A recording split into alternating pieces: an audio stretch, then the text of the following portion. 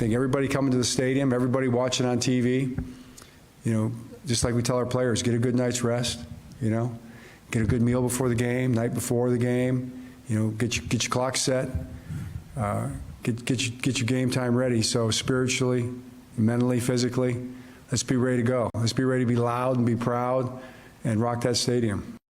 It's going to be historic. The first time the AFC Championship runs through this city with the Baltimore Ravens. And what a matchup. The best team this season, the Ravens, against the best team in the AFC consistently for multiple seasons. To be the best, the Ravens are going to have to beat the best. Since Patrick Mahomes took over starting quarterback for Kansas City in 2018 and became unstoppable using his head coach Andy Reid and tight end Travis Kelce, they have been to 6 straight AFC championships. Super Bowl champion head coach John Harbaugh, this is the furthest he's gone in the Lamar Jackson era. The last time these teams met was in 2021 when the Ravens won 36-35 at the bank, and it was Jackson's first time knocking off Kansas City. All of this sets up what should be an epic AFC championship on Sunday. It's a huge challenge, playing a great football team, very talented, very well coached, know how to win. They've been in these situations many times. I think they've been in the championship game. Maybe this is their 6th time in a row. So they've been here before. It'll be a big challenge for us. It's our first time with this team and these guys, but we're up for the challenge and we're excited. Lamar Mahomes, Kelce Swift, probably going to take a lot of attention prior to kickoff for this game, rightfully so, but the best defense remaining in the playoffs could be the X factor in this game, and that belongs to the Ravens. Morgan, thank you. Coming up on Fox 45 News at 6 o'clock, former City State's Attorney Marilyn Mosby appears for her second day in federal court. We take you live to Greenbelt with a closer look at the charges she's facing. Justice is served for the sergeant shot and killed back in 2022 in Baltimore, how officials caught the culprit.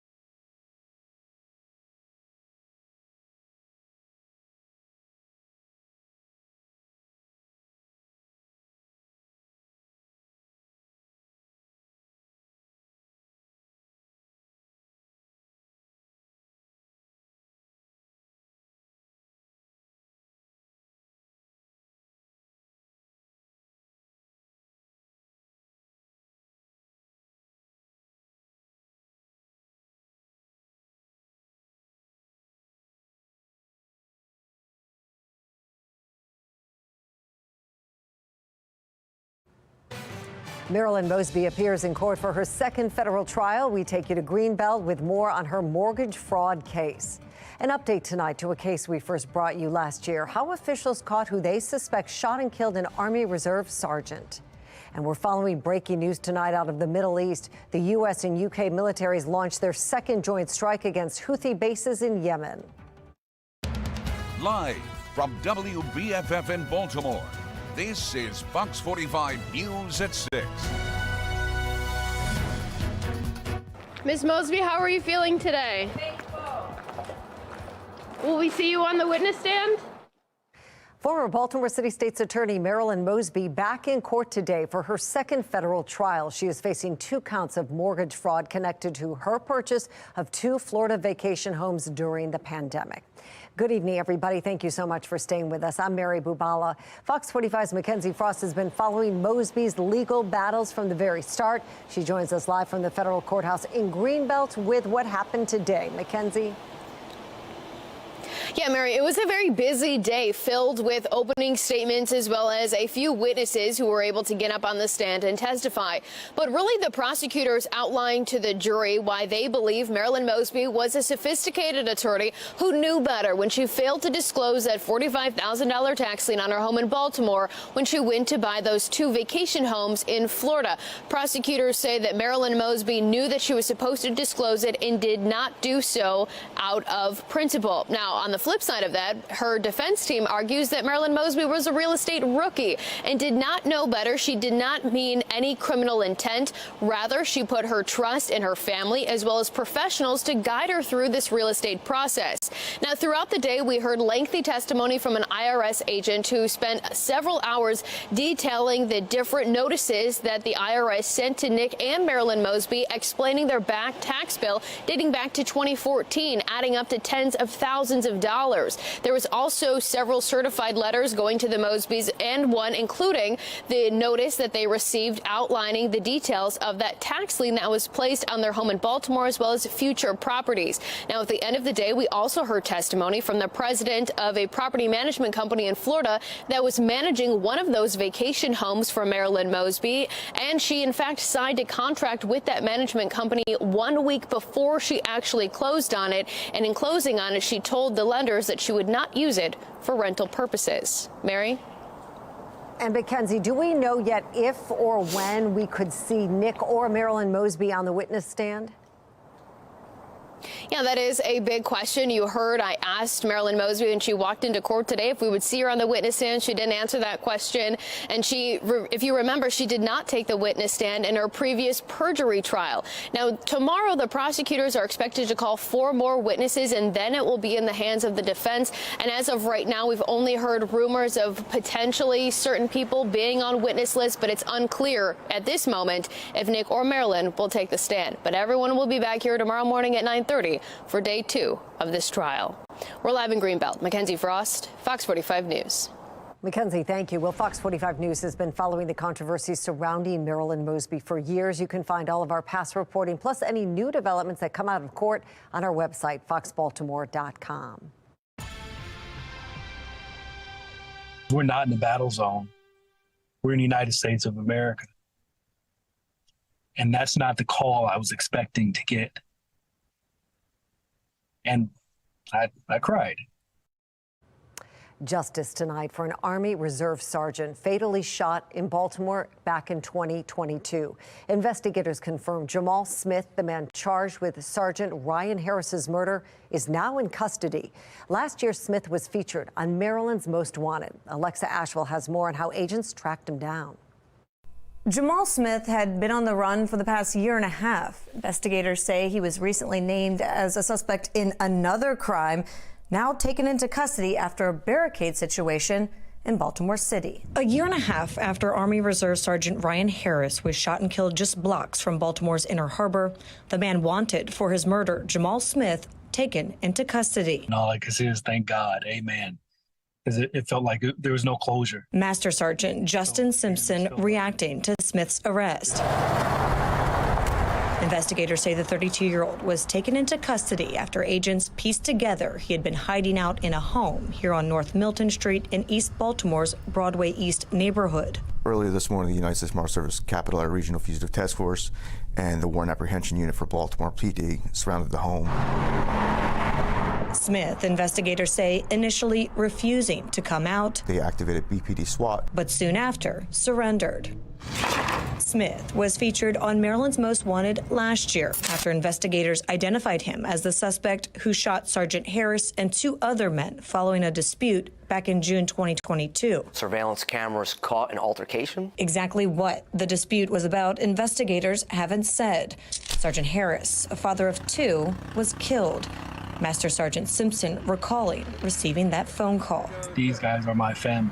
So as a person who has served overseas in a wartime situation, you build those bonds quickly. So I've learned how to build those bonds because it helps with the team building, that aspect of it. So hearing that he was senselessly killed in the way he was, instantly, like emotionally, it takes it out of you, because we're not in the battle zone. We're in the United States of America. And that's not the call I was expecting to get. And I cried. But today, a welcomed phone call, news of an arrest. Investigators revealing not only was Smith already wanted at the time of Harris's murder, but had been involved in at least one other crime since going on the run. This guy's been involved in ongoing alleged criminal conduct to include violent felonies. He was wanted on a federal supervised release violation, and ultimately he was involved in some type of domestic situation in Baltimore County. Let's get to the trial and let's do what we got to do to put a bow on it and just wrap this all up nice and neat. And because I can only imagine what his family feels like, because he was a promising soldier. They took that leader away from the Army, and it just hurts my heart. In addition to the murder charge, Smith is also facing 2 counts of attempted murder for the 2 other victims in this triple shooting turned homicide. The investigation ongoing. I'm Alexa Ashwell, and this is Maryland's Most Wanted. Every time I get an alert for a fire that comes out, I get nervous about, who's closed, who's not closed. I'm so distraught right now, man. I just can't believe this. We never had no fire around. A fatal fire over the weekend destroys a row home and devastates a North Baltimore community. An elderly couple who had lived there for decades was killed. Residents paying their respects with balloons, flowers, and condolences. The tragic incident raising concern over Baltimore City firefighters' ongoing staffing shortage. Fire Union President Matt Coster says on the day of this fire, 20% of Baltimore City's fire engines were closed due to staffing shortages. That included Fire Engine 4, located less than a mile from their home, which should have been their first line of defense. When you have the first due company that's, not there, we can't say it would be impactful, but further away a company has to respond. So when seconds count, that's an issue. Because fire grows exponentially larger as the seconds go by. So for our members to have to travel further distances and everything else, it's unsafe for us as well. Today, Fox 45 sent questions to the fire department about response times and staffing shortages. Spokesperson Kevin Cartwright responded saying that information is not readily available. Fox 45 News has breaking news out of the Middle East. The United States and British militaries bomb Houthi-controlled sites in Yemen today. It is the second time the allies have teamed up to conduct strikes against the Iranian-backed militia group. Officials say the U.S. and U.K. took out Houthi missile storage sites and launchers. It is a response to drone and missile attacks by the Houthis on commercial ships in the Red Sea. The U.S. and British military struck more than 60 targets in a joint operation earlier this month. This is a developing story, so stay with Fox 45 for the latest updates on air and online. Hunter Biden's laptop was real, as now confirmed by the Department of Justice. I'm Christine Frizzell with that and other new developments in the case against the president's son. The son of civil rights icon dies at 62. We take a look at Dexter King's legacy. Fox 45 News, winner of 16 2022 Regional Emmy Awards, more than all other Baltimore news stations combined.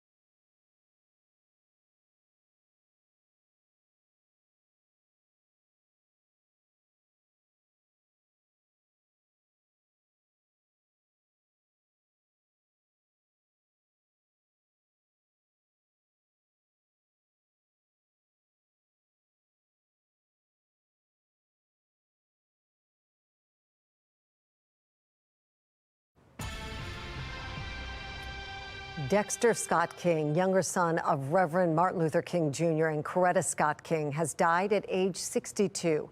The King Center in Atlanta says the son of the civil rights icon died peacefully at his home in California after battling prostate cancer. Dexter King was the third of King's 4 children named after the Dexter Avenue Baptist Church in Montgomery, Alabama. He was just 7 years old when his father was assassinated in 1968. Well, the New Hampshire Attorney General's office is investigating a reported robocall impersonating President Biden, telling people not to vote in tomorrow's presidential primary. Authorities say while the voice sounds like Biden, it's artificially generated. They say it could be an unlawful attempt at voter suppression, and voters should disregard it entirely. Now, it's unclear how many voters got the call or who was targeted. Biden's campaign says it's discussing taking further action.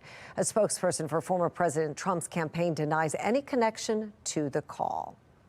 Fake images and misinformation can be exacerbated by emerging technologies, and that's why this president has directed the Department of Commerce through the AI Safety Institute at NIST to help develop clear watermarking and content standards. Experts have voiced concern over how artificial intelligence could impact the 2024 campaign. As the technology improves, the federal government's still working to address it. Well, tonight, some new developments in the federal case against President Biden's son, Hunter. The revelations come as the House Oversight Committee claims victory for getting Hunter to agree to a closed-door deposition. He initially refused, but that deposition now scheduled for later this month. Sinclair National Correspondent Christine Frizzell reports. Hunter Biden's surprise appearance on Capitol Hill may have stunned GOP lawmakers. But in the end, they got what they wanted. An agreement that he appear in private to answer questions related to their investigation into his business deals. He's going to be asked a lot of questions about China and Romania. What exactly did you do to receive the millions and millions of dollars that our enemies around the world sent you? House Oversight Committee Chairman James Comer says members will also zero in on what, if any, role Joe Biden played. Also pointing to a February 7th, 2020 email from Hunter Biden's lawyer detailing risk personally and politically if his tax returns weren't completed. The political problem was that Hunter Biden hadn't paid his taxes and the IRS was fixing to cart him off. And that would have been very damaging to Joe Biden's presidency. We now know that email came less than 2 months after the FBI seized a laptop from a computer repair shop in mid-December 2019. That incident 10 months before a story was published in the New York Post about its contents, Biden's secret emails. 5 days later, this letter signed by 51 former intelligence officials said those emails purportedly belonging to Vice President Biden's son Hunter had, quote, all the classic earmarks of a Russian information operation. Was that your laptop? For real, I don't know. There could be a laptop out there that was stolen from me. There could be that I was hacked. It could be that it was Russian intelligence. But the Department of Justice has now confirmed for the first time that the laptop was indeed Hunter Biden's, an Apple MacBook Pro that he left at a computer repair shop. The January 16th, 2024 court filing from special counsel David Weiss states a search warrant was also obtained for his laptop, and the results of the search were largely duplicative of information investigators had already obtained from Apple. The slow drip of information from before the last presidential campaign continuing to make its way into this one. I'm Christine Frizzell reporting. And that brings us to our national question of the day. Do you think the investigations into Hunter Biden are legitimate or simply political? So far, 85% of voters say legitimate. Head to foxbaltimore.com/vote. Click on the Pulse tab to weigh in. Weather-wise today, clear, quiet, and just a little milder out there. We had some melting this afternoon. Temperatures did climb briefly above freezing around the Baltimore area. And off to the west, we're already tracking our next weather maker. This one's set to be a rain system as it gets into Maryland mid to late week. More on that in a second. First, great shot at M&T Bank Stadium tonight. Going to be home of a huge game this weekend, obviously. Very different weather So bitter cold, almost like Lambeau South last weekend. This weekend, it's going to be almost like spring-like there in the stadium. 36 right now at BWI. Wind is calm. We've got temperatures just about at the freezing mark in most spots. Dundalk, you're 34. Towson, 32. Elk Ridge, 34. Most spots hovering around that 32-degree freezing mark. But most spots in the Baltimore region, except maybe the city itself, will go down into the 20s tonight. That means a refreeze. Watch out for icy spots first thing in the morning. It's just going to be one of those scenarios where things ice up overnight. But overall, it is a milder trend ahead. Each day trending steadily milder, and rain due in mid to late week. No threat of wintry weather in this outlook right now. Wintry to our north tonight. We've got snow showers up toward Michigan and northern New York. That will also be the case tomorrow. Overall, though, we've got milder air poised to move in and replace the chill that is still going to hold for one more night here in Baltimore. Once we get into this milder air, we're also talking about bringing in higher humidity. It's the increasing humidity that really begins to melt that snowpack. You can go 40, 45 degrees without much melting if the air stays dry. But that will not happen as we go through this week. We're going to get not just more humidity in the air, but we're going to bring in the rain and wash away the snow, wash away the salt, everything that's down out there on the ground. You can see scattered showers possible by Wednesday night, but the main rain holding off, I think, until late Wednesday night and into the day on Thursday and Friday. In the short term, it's another frigid night in the 20s, but then you start to see that milder air emerging as we go into Tuesday afternoon. So a day for 40s for a little more melting, and another dry day before we begin to bring in those rain chances Wednesday, Thursday, and Friday. We'll show you that exclusive 10-day forecast in just a couple more minutes. Stay tuned right here. Weather Window, presented by the National Weather Desk. A very icy start to the week in many places this morning. Semis struggled on Oklahoma City area highways. This one was just trying to get to the off-ramp on I-35. In San Antonio, Texas, the precipitation was all rain, which triggered morning flooding. More rain is expected tomorrow and Wednesday. And a week of winter weather left part of the Lake Michigan coast encased in ice. For more content like this, like the National Weather Desk on Facebook. I'm Kayla Gaskins. Coming up, the latest on the affair allegations regarding the Georgia DA's office, how those allegations are impacting Trump's case, and the 2024 presidential election.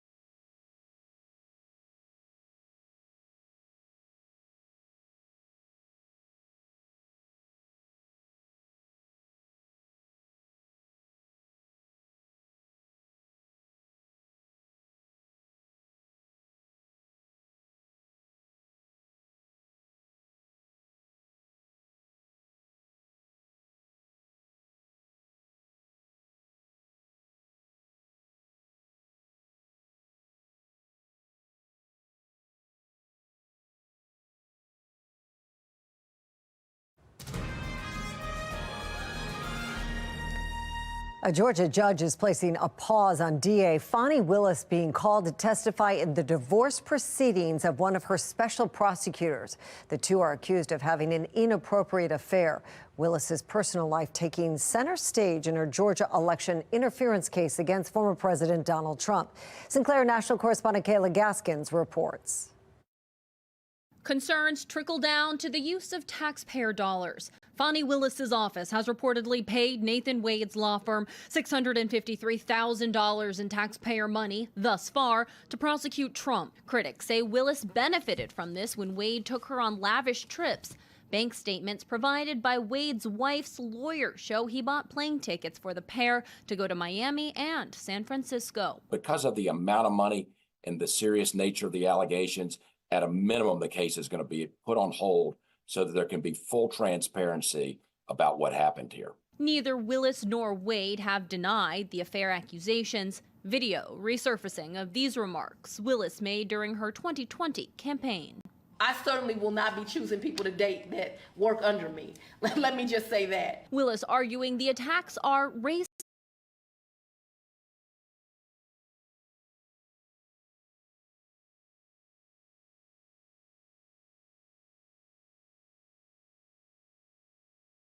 Because the two white special prosecutors on the case have escaped such harsh criticism. First thing they say, oh, she gonna play the race card now. But no, God, isn't it them who's playing the race card when they only question one? True or not, the scandal impacting Willis's goal to wrap up the case before the 2024 presidential election. And now I think the train has stopped dead in its tracks until this is resolved. The delay providing a window of opportunity for Donald Trump, allowing him to possibly avoid some of the political consequences of a conviction. And should he win re-election, Fishwick points out the case would likely be paused while he holds office.